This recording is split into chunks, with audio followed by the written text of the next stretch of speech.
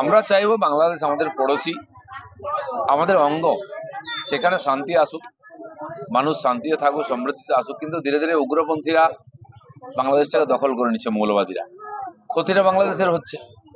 গণতান্ত্রিক ভাবে নির্বাচন হোক, নির্বাচিত সরকার ওখানে আসুক, তাহলে ওদেরও ভালো। আর আমরা পড়োশি দেশ হিসাবে, বিশেষ করে পড়োশি রাজ্য হিসাবে তার চাপ একটা আমাদের উপরে আসে। ওখানে হিন্দুদের উপর অত্যাচার হলে হিন্দুরা উদ্বাস্ত হয়ে পশ্চিমবাংলায় চলে আসেন, জনগণের চাপ বাড়ে এখানে। ওখান থেকে অনুপ্রবেশকারীরা আসছে, এখানে কেন্দ্র সরকারের যোজনা সব সুবিধা নিয়ে নিচ্ছে, ক্ষতি আমাদের হচ্ছে। আমরা চাই বাংলাদেশে শান্তি হোক, লোকে শান্তি থাকুক। বিরোধীদের উপর কি চাপ তৈরি করেছেন? ওটা কখন তারা একসঙ্গে আর কখন আলাদা, এটা কোনো খবর নেই, চলতে থাকবে। কাজল জায়গা নেওয়ার চেষ্টা করছে, দাদা নাই বলে, তো এই গোতাগুতি চলবে। কিন্তু বীরভূমের মানুষের কি লাভ থাকে? কেন, কি নিয়ে দুর্নীতি নাই?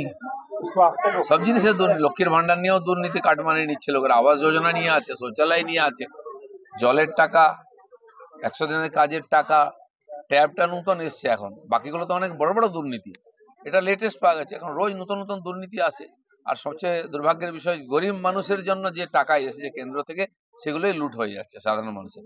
500 টাকা দিয়ে মহিলাদেরকে আর লোকের মুখ বন্ধ করার চেষ্টা হচ্ছে। ক্লাবকে টাকা দিয়ে, দুর্গাপূজাকে টাকা দিয়ে, ঘুষ দিয়ে বলা হচ্ছে তুমি 500 টাকা নাও, আমরা 5 লাখ টাকা লুটে খাই। তো গরিব মানুষের ভবিষ্যৎকে অন্ধকার করে দেওয়া হচ্ছে দুর্নীতির মাধ্যমে। যে ছেলে মেয়েদেরকে মমতা ব্যানার্জি আশ্বাস দিয়েছেন, কেউ চাইতে যায়নি ট্যাব, যারা কিনতে পারছে না, আজকে তাদের 10,000 টাকা সেটাও লুট হয়ে যাচ্ছে।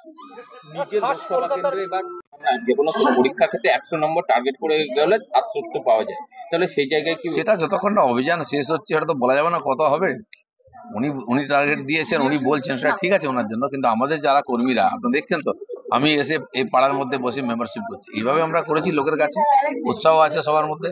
চলবে এখন নভেম্বর মাসটা। কেন্দ্র কি কোনো টার্গেট বেঁধে দিয়েছিল অমিত শাহ? তো আমাদের রাজ্যই ঠিক করছে 1 কোটি করবো আমরা। একটা বিষয় হলো ধর্মনিরপেক্ষ শক্তি অর্থাৎ সিপিএম বা কংগ্রেস ছাড়া তৃণমূলকে সরানো এ রাজ্য থেকে বিজেপির পক্ষে সম্ভব নয়। আপনি কি বলবেন? ওরা ধর্মনিরপেক্ষ, ওরা কি করে সরে গেল? কংগ্রেস সিপিএম সরানোর কথা বলছে। গত 3টা ভোটের কি রেজাল্ট হয়েছে? ধীরে ধীরে ধীরে একেবারে দোকান বন্ধ হয়ে গেছে। মানুষ ওদের কথা ভুলে গেছে। ওরা মাঝখানে বেগড়া দেয় যাতে টিএমসি জায়গাটা বিজেপি না নেয়। বিজেপির ভোট কেটে টিএমসি কে জেতানোর সব জায়গায় চক্রান্ত করে।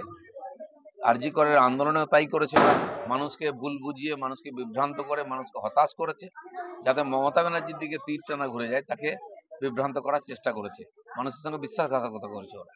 বীরভূমের কোর কমিটির সেটা কত সংখ্যা বলতে পারি? সেটা বলতে পারবো না। প্রদেশে আসে ওরা, মাঝে মধ্যে পাঠায়, হয়তো 2-4 দিন একবার পাঠায়, কত হলো আপডেট।